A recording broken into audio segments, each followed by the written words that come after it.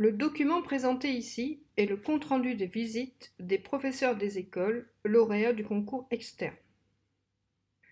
Le compte-rendu de visite, comme son nom l'indique, porte sur les observations effectuées au cours d'une visite ou même d'un ensemble de visites afin de donner une vision plus large de la situation du professeur stagiaire. Rappelons qu'une visite englobe une ou des séances pédagogiques ainsi que les éléments périphériques à ce temps de classe. Le tuteur et le professeur stagiaire peuvent donc choisir d'organiser une visite en vue de rédiger ce compte-rendu.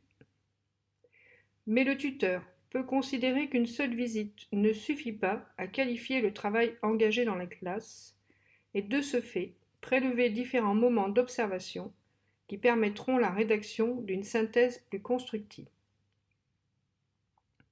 Rédigé à chacune des 3 périodes de l'année de stage, le compte-rendu de visite donne une évaluation synthétique des compétences observées au cours de la ou des visites correspondant à cette période. Le professeur stagiaire est co-signataire de ce document et ne doit donc pas en découvrir son contenu au moment de la signature. Le document se compose de 4 parties.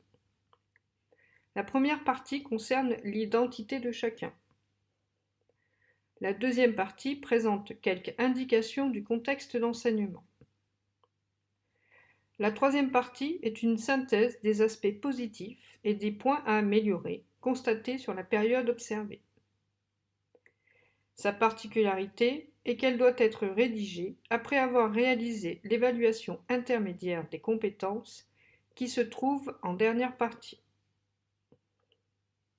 La justification est de permettre un regard d'ensemble sur la situation du professeur stagiaire par les destinataires de ce document. La quatrième et dernière partie permet de réaliser une évaluation intermédiaire des compétences qui auront pu être observées au cours de la ou des visites.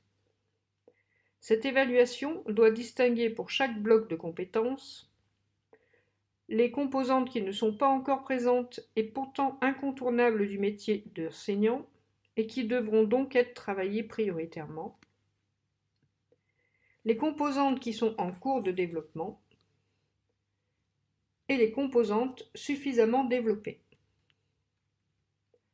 Les composantes qui n'auront pu être observées seront mentionnées sous l'item NO.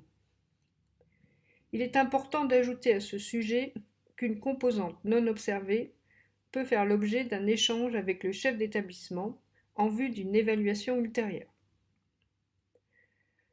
Ce qui revient à dire que chaque composante doit être associée à un item 1, 2, 3 ou NO et qu'aucune case ne doit rester sans évaluation pour ne pas laisser penser que vous, tuteur, ne souhaitez pas vous prononcer par rapport à un aspect de l'activité professionnelle de votre stagiaire. Ces niveaux de maîtrise doivent obligatoirement faire l'objet de commentaires afin d'expliciter le positionnement attribué. Ces commentaires s'appuient sur des observables en lien avec les conduites et la gestion de la classe, comme par exemple le climat de la classe et des relations, la prise en charge et la gestion du groupe, les modalités d'intervention du maître, l'exercice de l'autorité, ainsi que sur les modalités et organisation des activités des élèves, aménagement de la classe, qualité et pertinence des affichages et outils mis à disposition des élèves. Les éléments attestant de la préparation de la classe et des activités proposées aux élèves, comme les fiches de préparation et les supports donnés aux élèves, doivent faire l'objet d'une attention particulière. Created using Powtoon.